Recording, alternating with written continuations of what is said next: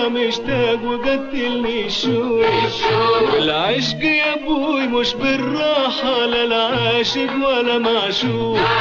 وديني للزينة الفلاحة مشتاق وقتلني الشوق، والعشق يا ابوي مش بالراحة، لا العاشق ولا معشوق.